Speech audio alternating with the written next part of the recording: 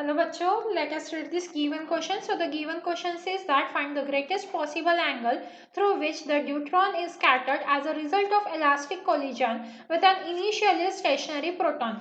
Take m1 and m2 as masses of proton and a deuterium.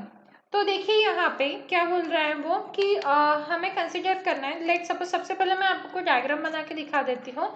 ये हमारा under root of twice M T I cap, ठीक है, जो किसके साथ कोलाइड हो रहा है यहाँ पे. ग्रेटेस्ट पॉसिबल एंगल हमें पता करना है और ये प्रोटॉन है और ड्यूट्रियन है जो इलास्टिक कोलिजन कर रहे हैं. तो इस फिगर के थ्रू आपको समझ में आ जाएगा. तो इलास्टिक कोलिजन होने के बाद जो हमारा प्रोटॉन है वो कुछ इस डायरेक्शन में चला जाएगा और हमारा ड्यूट्रॉन कुछ इस डायरेक्शन में चला जाएगा. और हमें क्या करना है, maximum angle, greatest possible angle that is theta की वैल्यू हमें पता करनी है. ठीक है, तो हम क्या करेंगे, लेट यहाँ पे पी पी एंड यहाँ पे पी डी, ठीक है, कंसिडर कर रहे हैं मोमेंटम को. Be the momentum of proton and deuteron after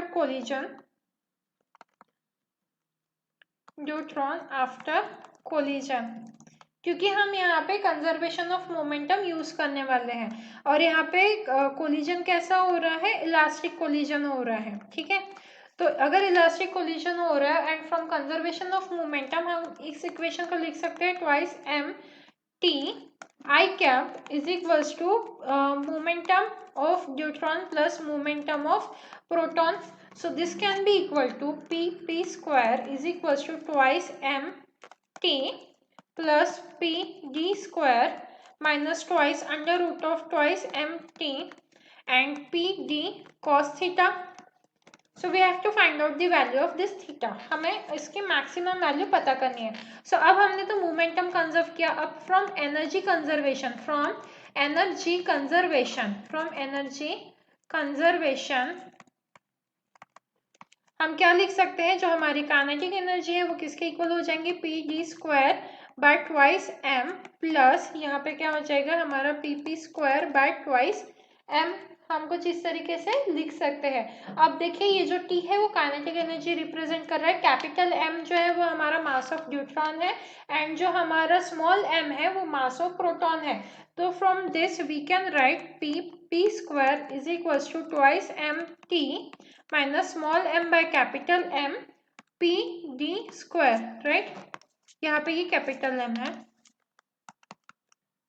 तो अगर आप इसे सॉल्व करोगे तो हम इससे लिख सकते हैं, ये तो पी स्क्वायर की वैल्यू आ गई.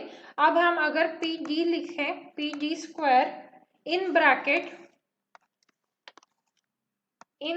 1 plus small M by capital M minus twice under root of twice M T P D cos theta plus twice capital M minus small M T is equals to 0.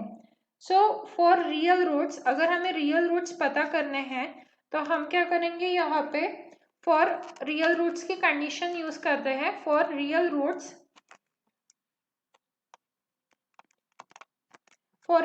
क्या हो जाएगा हमारा, 4 under in bracket twice M T cos square theta minus 4 into 2 in bracket capital M minus small m t in bracket 1 minus small m by capital M must be greater than or equal to 0.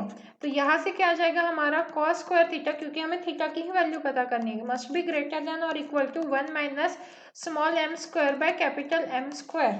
So since sin square theta हम लिख सकते हैं is less than or equal to small m square by capital M square. यहाँ पे ये जो 1 है ये, या आप बोल सकते हैं ये कुछ इस तरीके से ये साइड लेके गए और ये यहाँ पे लेके गए, और हमें पता है 1 minus cos square theta is a sine square theta. तो यहाँ पे हमने ट्रिग्नोमेट्रिक आइडेंटिटी यूज की है.